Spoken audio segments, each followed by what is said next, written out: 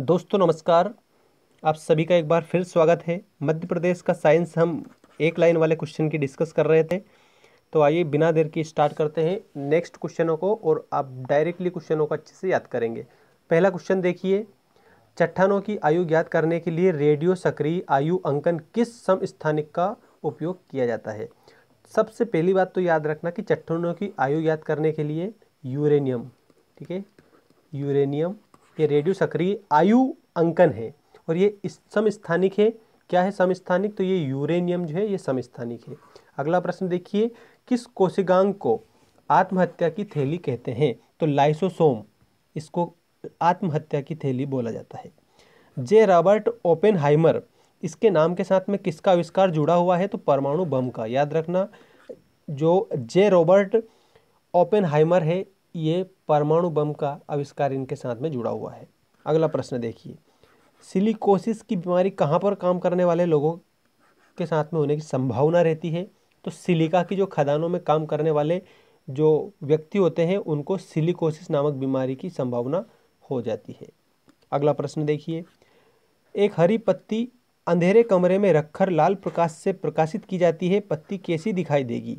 जैसे मान लीजिए पत्ती कैसी हरी है और अंधेरे कमरे में रखकर और लाल प्रकाश से उसको प्रकाशित किया जाता है तो वो काली दिखाई देती है, ठीक है, काला कलर उसमें दिखाई दे जाता है। अगला देखिए, जब जर्मेनियम क्रिस्टल से सूक्ष्म मात्रा में आर्सेनिक की अशुद्धि मिला जाती है तो क्या बनता है? तो उसमें बनता है n type semiconductor. N type semiconductor बन जाता है जब जर्मेनियम क्रिस्टल से सूक्ष्म मात्रा में आर्सेनिक की अशुद्धि मिला दी जाती है। तो मतलब कि अगर जो जर्मेनियम क्रिस्टल है उसमें आर्सेनिक मिला दिया जाता है अशुद्ध, तो एन टाइप सेमीकंडक्टर बन जाता है। अगला देखिए, ट्रांसफार्मर, जिसको गांव में डीपी बोला जाता है। ट्रांसफार्मर का क्रोड किस धातु का बना होता है? तो उसमें नर्म लोहे का बना होता है, ठीक है। जो डीपी होती है गांव में, ट्रांसफार्मर जिसको हम बोलते हैं, उसका जो क्रोड है वो बना होता है नरम लोहे का, मतलब कि सॉफ्ट आयरन का। अगला प्रश्न है, रेडियो एक्टिविटी की खोज किस वैज्ञानिक ने की थी? तो हेनरी बेकुरल। हेनरी बेकुरल ने रेडियो एक्टिविटी की खोज की थी। अगला प्रश्न देखिए, यदि किसी कोन केव दर्पण को पानी में डुबाया जाए तो उसकी फोकस दूरी पर क्या प्रभाव पड़ेगा? तो अपरिवर्तित होगी, उसकी जो फोकस दूरी है वो परिवर्तन उसमें नहीं होगा। पेस मेकर किसकी गति को सामान्य बनाने के लिए लगाया जाता है? तो जो पेस मेकर है वो हृदय की गति को सामान्य बनाने के लिए लगाया जाता है पेस मेकर।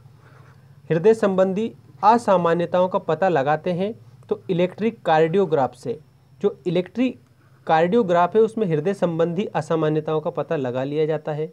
मेंडल के द्वारा, किसके द्वारा? मेंडल, जिन्होंने मटर के पौधे पर परीक्षण किया था।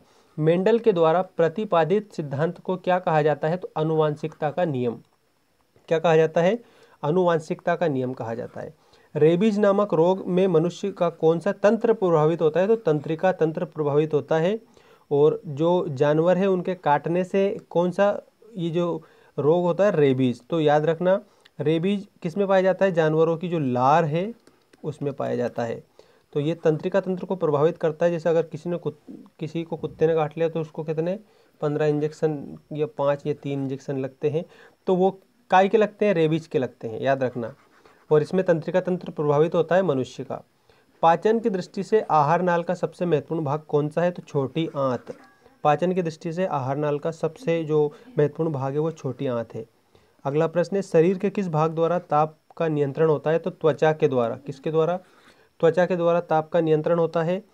धनुष्टंकार नामक बीमारी से बचाव के लिए कौन सा इंजेक्शन लगाया जाता है? जो धनुष्टंकार है उस ये बीमारी है एक, तो कौन सा इंजेक्शन लगाया जाता है? एटीएस, एंटोटॉक्सिन सेरम, ठीक है, एंटोटॉक्सिन जो सीरम है वो लगाई जाती है। अगला देखिए, जीव विज्ञान की वह शाखा जिसके अंतर्गत जीवधारियों और उनके वातावरण के पारस्परिक संबंधों का अध्ययन किया जाता है, क्या कहलाता है? वो पारिस्थितिकी कहलाता है। क्या कहलाता है? पारिस्थितिकी कहलाता है। तो ये पारिस्थितिकी, इसमें जीवधारियों का अध्ययन होता है दोस्तों।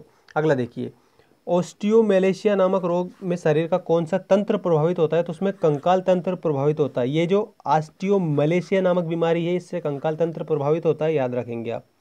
अगला प्रश्न, यदि किसी वस्तु को पानी में डुबोया जाता है तो उसका वजन कम क्यों लगता है? तो उत्प्लावकता बल के कारण उसका वजन कम लगता है। बिजली की घंटी के विद्युत धारा के किस प्रभाव का उपयोग किया जाता है? तो चुंबकीय प्रभाव। कौन सा प्रभाव? चुंबकीय प्रभाव। बिजली की घंटी के विद्युत धारा के जो प्रभाव है वो कौन सा है? तो चुंबकीय प्रभाव है दोस्तों।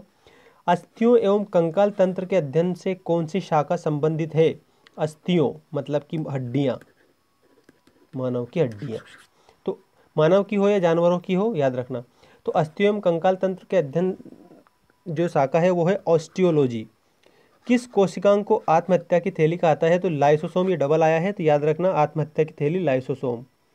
और इसके बाद में अगला देखिए, कवकों की कोशिका भित्ति किस पदार्थ की बनी होती है? तो काइटिन की बनी होती है। प्याज किस वानस्पतिक कुल से संबंधित है? तो यह है लिलिएसी। प्याज जो संबंधित है वो लिलिएसी से संबंधित है दोस्तों, याद रखेंगे आप अच्छी तरह से।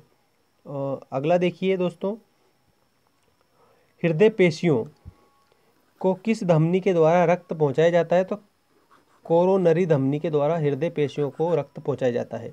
शरीर के संतुलन के लिए मस्तिष्क का कौन सा भाग उत्तरदायी होता है? तो सेरिवेलम। मस्तिष्क का जो सेरिवेलम भाग है वो ये बहुत ज़्यादा उत्तरदायी होता है, क्योंकि इसी से शरीर का संतुलन बनता है। खूर, नाखून, सींग एवं दांत किस प्रकार के कंकाल के उदाहरण है? तो यह है बाहरी कंकाल के उदाहरण। इंसुलिन का क्या कार्य है? तो रक्त में ग्लूकोज की मात्रा को नियंत्रित करना कार्य होता है इंसुलिन का। इंसुलिन का कार्य जो खून है उसमें ग्लूकोज की मात्रा को नियंत्रित करना होता है। रेडियो सक्रियता की खोज किसने की थी? तो हेनरी बेकुरल ने। हेनरी बेकुरल ने रेडियो सक्रियता की खोज की। किस रेडियो एक्टिव तत्व का नाम उसके खोजकर्ता के देश पोलैंड के नाम पर रखा गया? तो पोलोनियम। ये रेडियो एक्टिव तत्व है और खोजकर्ता देश है पोलैंड, याद रखना। नाभिक से निकलने वाले 3 विकिरणों में किसकी वेधन क्षमता सर्वाधिक होती है? तो गामा किरणों की। तापमानिकी अभिक्रिया पदार्थ की किस अवस्था में होती है? तो यह है प्लाज्मा अवस्था में। सिरका उद्योग में कौन सा जीवाणु प्रयुक्त किया जाता है? तो एसिटोबैक्टर एसिटी। एसिटोबैक्टर जो एसिटी है उसमें किसमें? सिरका उद्योग में जीवाणु प्रयुक्त किया जाता है। और अगला देख लीजिए, किन जीवाणुओं को साइनोबैक्टीरिया के नाम से जाना जाता है? तो नीले और हरे जो शैवाल होते हैं ना उनको साइनोबैक्टीरिया कहा जाता है। धान का वैज्ञानिक नाम क्या है? तो ओराइजा सेटाइवा। Oryza sativa. ये किसका रासायनिक नाम, वैज्ञानिक नाम है? तो यह है धान का। आनुवांशिकता का सिद्धांत किसने प्रतिपादित किया? मेंडल ने। याद रखना, मेंडल ने आनुवांशिकता का सिद्धांत प्रतिपादित किया। और एक प्रश्न और बनता है, मेंडल ने किस पौधे पर ये प्रयोग किया? तो मटर के पौधे पर। अगला देखिए, ऑस्टियोमलेशिया नामक रोग में शरीर का कौन सा अंग, तो ये कंकाल तंत्र प्रभावित होता है। किसी तारे का रंग किससे निर्धारित होता है? तारे के ताप, तारे का जो ताप है उससे उसका जो रंग निर्धारित होता है। किस गैस में सड़े अंडों की गंध आती है? Hydrogen sulphide H2S। जो ये गैस होती है हाइड्रोजन सल्फाइड, इसमें सड़े अंडों की गंध आती है। शरीर के द्रव्य में जल और नमक के मिश्रण से नियमन को क्या कहते हैं? तो उसको ओस्मा रेगुलेशन कहते हैं।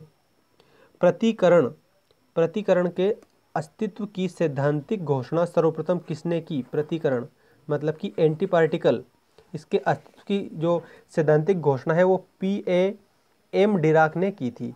ध्रुवण पोलराइजेशन किस प्रकार की तरंगों का गुण है? तो यह है अनुप्रस्थ तरंगों का। ठीक है, जो ट्रांसवर्स जो तरंगे होती है ना उसका गुण होता है ध्रुवण। लार किसके पाचक में सहायक है? मतलब सहायक है स्टार्च। स्टार्च का जो पाचन होता है वो किसके कारण होता है? लार के कारण होता है। पित्तरस, बाइल का निर्माण कहाँ पर होता है? तो यकृत में। बाइल का निर्माण यकृत में होता है जिसको हम पित्तरस भी बोलते हैं। और इंसुलिन रक्त में किसकी मात्रा नियंत्रित करती है? तो ग्लूकोज। डायबिटीज़ के मरीज के लिए इंसुलिन का कार्य है रक्त में चीनी के स्तर पर नियंत्रण करना। डायबिटीज़ का मरीज होता है तो उसके लिए इंसुलिन का क्या कार्य होता है? रक्त में चीनी मतलब शक्कर का स्तर नियंत्रित होता है। उस एक धातु का नाम बताइए जो प्रकाश को परावर्तित कर सकती है। दोस्तों मोस्ट इंपॉर्टेंट क्वेश्चन है, हर कंपटीशन एग्जाम के लिए मोस्ट इंपॉर्टेंट है, लेकिन हम टारगेट किसका ले रहे हैं? MP पुलिस का, मध्य प्रदेश पुलिस का। और 1 लाइनर क्वेश्चन इसलिए क्योंकि आपका रिवीजन हो जाएगा। उस एक अधातु का नाम बताइए जो प्रकाश को परावर्तित कर सकती है। हीरा। ठीक है, जो हीरा है वो किसको परावर्तित कर सकता है? प्रकाश को। और सबसे सख्त धातु कौन सी होती थी? वो मतलब हीरा सबसे सख्त कठोर होता है मतलब। ठीक है, ग्रहों की गति के नियम किसने प्रतिपादित किए? तो केपलर ने। याद रखना, जो ग्रह हैं उनकी गति का नियम प्रतिपादित किया। समान ताप पर हाइड्रोजन, ऑक्सीजन व नाइट्रोजन में ध्वनि की चाल किसमें सर्वाधिक होती है? अगर समान ताप है तो हाइड्रोजन, ऑक्सीजन और नाइट्रोजन में ध्वनि की चाल सबसे अधिक होगी दोस्तों हाइड्रोजन में। किसमें होगी? हाइड्रोजन में। और ये लास्ट क्वेश्चन था। अगले वीडियो में आपको इसी प्रकार के एक लाइन के क्वेश्चन में बताऊंगा। कम से कम मैं आपके लिए 100 वीडियो अपलोड करूंगा जनरल साइंस के। डेली क्लास लग रही है, आप डेली देख सकते हैं। इसी प्रकार की हर रोज़ क्लास आ रही है आपके लिए, और जिसमें एक जो लाइन की क्वेश्चन है वो मैं बता रहा हूँ, जो आपकी मध्य प्रदेश पुलिस भर्ती परीक्षा के लिए मोस्ट इंपॉर्टेंट है। और वैसे जनरल साइंस सभी कॉम्पिटिशन एग्जाम्स के लिए इम्पोर्टेंट है, जिसमें भी जनरल साइंस पूछी जाती है। और याद रखना, इसके बाद में पेड कोर्स स्टार्ट करने वाले हैं, और उसकी जो फीस है वो मात्र होगी आपकी 100, जिसमें आपको PDF मिल जाएगा। और उसके बाद में जो वीडियोस हैं, ठीक है, जो पेड वीडियोस हैं वो भी आपको मिल जाएंगे। और पेड वीडियोस किस में के होंगे? वो जो PDF आपको दिया जाएगा उसी में के होंगे। मिलते हैं नेक्स्ट वीडियो में। Thanks for watching. चैनल को सब्सक्राइब कर लेना अगर आपको आवश्यकता हो तो।